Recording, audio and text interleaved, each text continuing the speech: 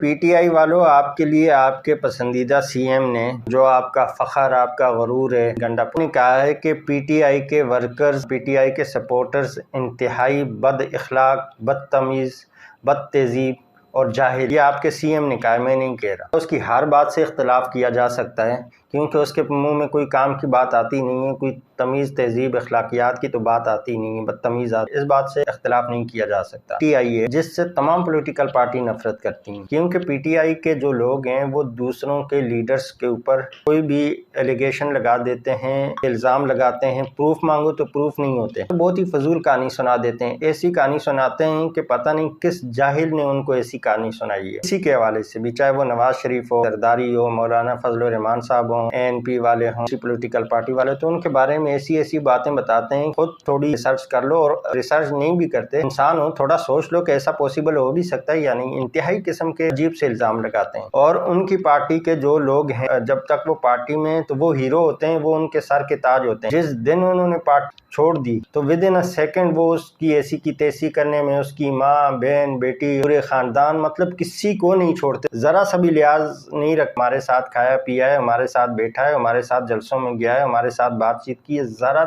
ایک سیکنڈ کے لیے بھی ان کو احساس نہیں ہوتا کہ بھائی وہ کیا بول رہے ہیں ان کے بارے میں۔ بیرسٹر گور صاحب تھے، وہ شیر افضل مروت بھی جو انٹر ہو رہے تھے، تو دونوں نے ایک دوسرے کو سلام کر لیا۔ اختلاف اپنی جگہ، پولیٹیکل اختلاف ہر کسی کا ہوتا ہے، لیکن بات چیت تو کر سکتے ہیں۔ اس سے بات چیت کی تو ان دونوں کو گالی دینا شروع کر دیا۔ مطلب ہے وہ ایک دوسرے سے سلام بھی نہیں کر سکتے۔ اگر ان کے مخالف کو سلام بھی کرے تو اس پہ بھی یہ لوگ اتنے اس کو گالی دیتے، اتنی بے عزتی کرتے ہیں اپنے ہی لوگوں کو۔ سر پہ چڑھانے کی بات آ گئی تو پھر آرمی چیف کو بھی باپ بنا لیں گے، D G I S I یا D G I S P R, ان سب کو باپ بنا لیں گے، اور پھر ایک سیکنڈ میں ان کی ایسی کی تیسی کر دیں گے، میر جعفر، میر صادق کو، اور پتہ نہیں کیا کیا بولتے ہیں۔ تو بھائی تمیز سیکھ لو، تمیز، اخلاق، کسی اخلاقیات کے دائرے میں رہ کر بات کیا کرو، اور کسی بھی پولیٹیکل پارٹی کے لیڈر کے بارے میں بات کرتے ہو تو وہ بات سوچ سمجھ کے کرو، تمیز سے کرو، اور اگر کوئی بات کر رہے ہو تو پہلے اس پہ ریسرچ کر لیا کرو۔ پتہ نہیں کہاں سے آپ کے پاس یہ فیک انفارمیشن آتی ہے، جس کی بنیاد پہ، جس کے بیس پہ آپ یہ لوگ اتنی الٹی سیدھی چیزیں کلیم کرتے ہیں۔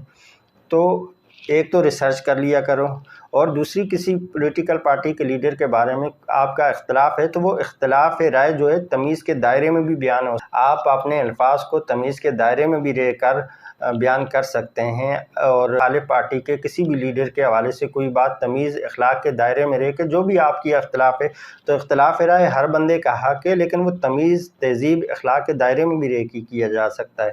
ایسے اتنی بدتمیزی کرنے کی ضرورت کیا ہے؟ ہر کسی سے بدتمیزی